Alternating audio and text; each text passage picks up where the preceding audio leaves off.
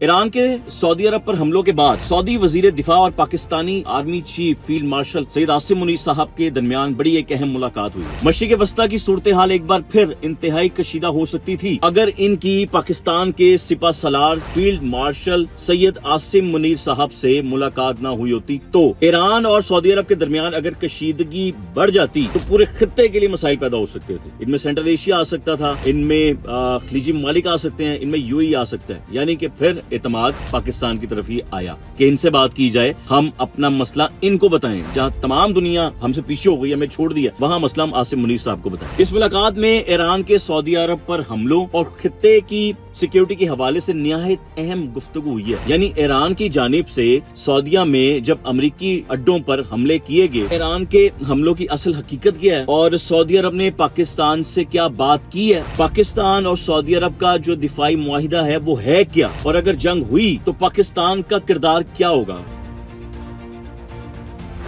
बिस्मिल्लाहिर्रहमानिर्रहीम, अस्सलाम वालेकुम। मेरा जुनून के साथ मैं हूं मोहम्मद आतिफ भट्टी। ईरान के सऊदी अरब पर हमलों के बाद सऊदी वजीर दिफा और Pakistani army chief field marshal Syed Asim Munir साहब के दरमियान बड़ी एक अहम मुलाकात हुई है। मशरिक़ वस्ता की सूरत हाल एक बार फिर इंतहाई कशीदा हो सकती थी अगर इनकी पाकिस्तान के सिपा सलार फील्ड मार्शल सैयद आसिम मुनीर साहब से मुलाकात ना हुई होती तो बड़ी अहम बात मैं आपको बताने लगूं।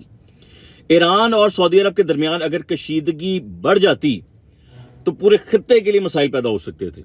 इनमें सेंट्रल एशिया आ सकता था, इनमें खलीजी ममालिक आ सकते हैं, इनमें यूएई आ सकता है।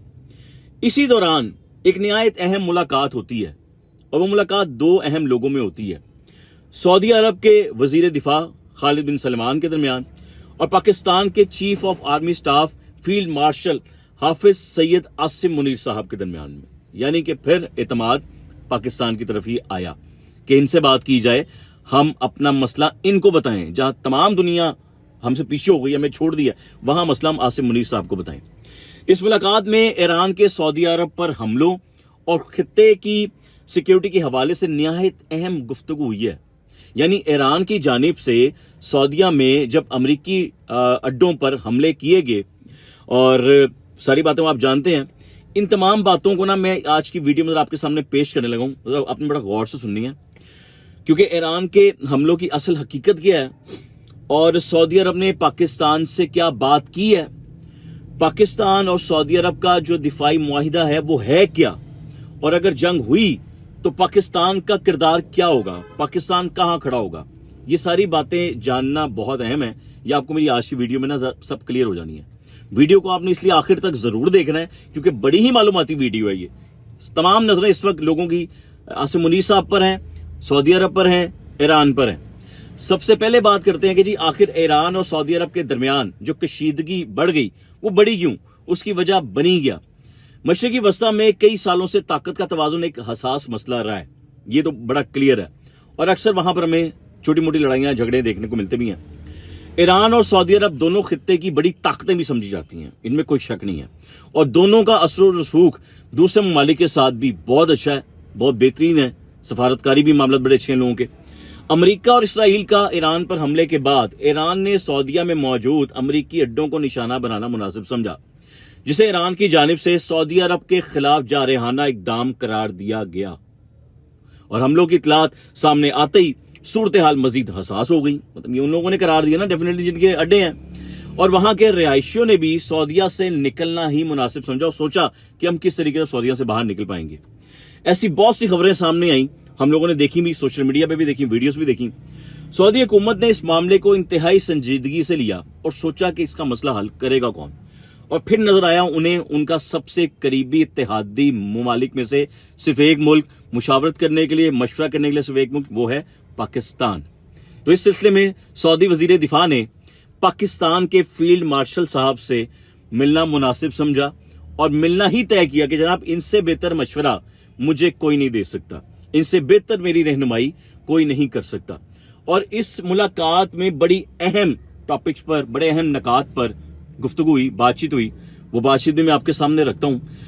सऊदी वजीर दिफा ने ईरान की जानिब से होने वाले हमलों पर तफसीली मुलाकात की सारी डिटेल बताई, जी ये मामलात हैं, ये सब कुछ हुआ है और आपके नॉलेज में भी है, और अपने तमाम ख्यालात फील्ड मार्शल सैयद आसिम मुनीर साहब के सामने रख दिए और फिर मांगा मशवरा कि हमें बताएं हम इस पर क्या करें, कि खित्ते की सलामती और इस्तेकाम को बरकरार रखने के लिए किन किन तरीकों पर हमें गौर करना चाहिए, हमें क्या करना चाहिए, और मुस्तकबिल में दिफाई ताउन को मजीद मजबूत बनाने के लिए भी हमें क्या करना चाहिए, हमें ऐसी कौन से मामला तय करने चाहिए कि हमें दोबारा ऐसे इश्यूज क्रिएट ना हो।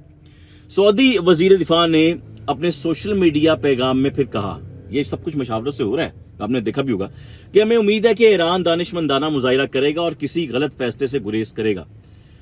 यह बयान जाहिर करता है कि सऊदी हुकूमत यानी सऊदी अरब सूरत हाल को मजीद बिगड़ने से बचाना चाहता है। कब? जब उसने फील्ड मार्शल साहब से मशवरा किया, आसिम मुनीर साहब से मशवरा किया कि मुझे किस तरफ चलना चाहिए। इस मुलाकात की सबसे अहम बात वो मुश्तरका स्ट्रेटेजिक दिफाई मुआहिदा है जो पाकिस्तान और सऊदी अरब के दरमियान हुआ। इस मुआहिदे के मुताबिक अगर सऊदी अरब पर कोई बैरूनी हमला होता है तो याद रखें उसे पाकिस्तान पर हमला तस्वुर किया जाएगा। इसी तरह अगर पाकिस्तान पर हमला होता है तो याद रखें कि उसे सऊदी अरब पर हमला तस्वुर किया जाएगा और दिफाई ताउन फराहम करेगा। यह पाकिस्तान का फिर वादा है। मालूम होगा आपको कि पाकिस्तानी फौज पहले भी कई बार सऊदी अरब की सिक्योरिटी पर किरदार अदा कर चुकी है। जब जब सऊदीया को पाकिस्तान की जरूरत पड़ी है, पाकिस्तान की अफवाज हमेशा फ्रंट लाइन पर मौजूद होते हुए वहां के लोगों को तहफ़्फ़ुज़ देने या सऊदी अरब की हिफाजत करने वहां पहुंची है, क्योंकि अल्लाह के सिपाही है। इसी वजह से सऊदी अरब पाकिस्तान को अपना करीबी और काबिले एतमाद दिफाई इत्तेहादी समझता भी है। पाकिस्तान से ज्यादा वो किसी और पर भरोसा करता भी नहीं है। अब सबसे बड़ा सवाल यह है कि अगर ईरान और सऊदी अरब के दरमियान बाकायदा जंग शुरू हो जाती तो ये फायदा किसको था? असल में यह जवाब आपने ढूंढना है। इसके चंद असरात हो सकते थे, वो किसको जाते थे, कहां जाते थे, किस पर जाते, ये भी आपने सोचना है। पूरे मशरिकी वस्ता में जंग फैल सकती है, ये हो सकता था। आलमी तेल की कीमतों में शदीद इजाफा हो सकता था। अभी तो खैर जो भी हालात हैं आपके सामने है। आलमी मईशत बहुत हद तक मुतासिर हो सकती थी, क्योंकि सबसे ज्यादा डेवलपमेंट दुबई और यूएई में देखने में आती है, और कई बड़े ममालिक इस जंग में शामिल हो सकते थे। पाकिस्तान के लिए भी ये एक बड़ा हसास सूरत हाल थी, क्योंकि पाकिस्तान के सऊदी अरब के साथ बहुत ही करीबी और बड़े अच्छे ताल्लुकात हैं, लेकिन वहीं पर पाकिस्तान के ईरान के साथ भी बहुत अच्छे, बहुत ही करीबी ताल्लुकात हैं। जहां हम सऊदीया को समझते हैं उसी पोजीशन पर हम ईरान को समझते हैं। हमारे दोनों मुस्लिम ममालिक एक से हैं। इसीलिए पाकिस्तान हमेशा खित्ते में अमन चाहता है, और यह चाहता है कि जो सफारतकारी मामलात हैं उन्हें तरजीह दी जाए, उन मामलात को सबसे पहले आगे रखा जाए, ना कि जंग और लड़ाई की तरफ हम लोग जाएं। पाकिस्तान इस वक्त एक बहुत ही इसे मैं कहता हूं नाजुक सफारती पोजीशन में है इस वक्त, और पाकिस्तान कोशिश करेगा कि दोनों ममालिक के दरमियान कशीदगी कम हो, क्योंकि दोनों के साथ बड़े अच्छे ताल्लुकात है। दोनों को समझाने में थोड़ा वक्त भी लग सकता है। जंग की बजाय मुज़ाकरात बेहतर रास्ता है, और हर जगह ये बात है, अगर कहीं लड़ाई भी होती है तो एट द एंड उस लड़ाई का जो हल है वो टेबल टॉक पे आके खत्म होता है, और खत्ते में अमन बरकरार रखने के लिए टेबल टॉक करनी पड़ेगी। पाकिस्तान माजी में भी कई बार मुस्लिम ममालिक के दरमियान एक सालिसी का किरदार अदा कर चुका है, जो वो आज भी अदा कर रहा है। देखा जाए तो सूरत हाल इस वक्त बड़ी मैं कहता हूँ इंतहाई हसास है, और आने वाले दिनों में यह मामला मजीद अहम हो सकता है, मजीद अहम मैंने बात की है।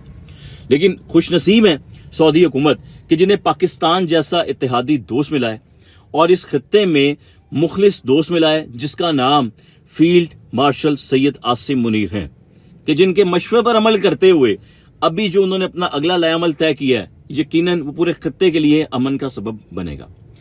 सवाल यह है कि अगर ईरान और सऊदी अरब के दरमियान कशीदगी जंग में तब्दील हो गई, जो मैंने पहले भी बात की है, तो किसको फायदा होगा, यह देखना बड़ा जरूरी है, बड़ा अहम है। या फिर सफारतकारी इस मसले का हल निकलेगा। आप इस सूरत हाल के बारे में क्या सोचते हैं, आपकी राय क्या है? मैंने जो बात की वो बात किस हद तक सच है, आपको लगता है उस बात में वजन कितना है? तो आपने ये बातें कमेंट्स करके बतानी है, क्योंकि मैं समझता हूं कि पाकिस्तान की भी खुशनसीबी है कि हमें एक बेहतर, एक बहादुर सिपह सालार मिला, और दूसरे ममालिक भी आज अपनी जिंदगी के, अपने मुल्क के मुआशी सूरत हाल हो, जंगी सूरत हाल हो, नहायत हसास सूरत हाल हो, वो फील्ड मार्शल सैयद आसिम मुनीर साहब से मशवरा किए बगैर चलना नहीं चाहते हैं। यह है बिल्कुल क्लियर और वाजिया, यह है पाकिस्तान की काबिलियत, यह है वो इज्जत जो रब ताला ने पाकिस्तान को अता की है। कमेंट करके अपनी राय जरूर दीजिएगा, दुआओं में याद रखिएगा। अगली वीडियो तक अपने मेजबान आतिफ भट्टी को इजाजत दीजिएगा। अल्लाह हाफिज।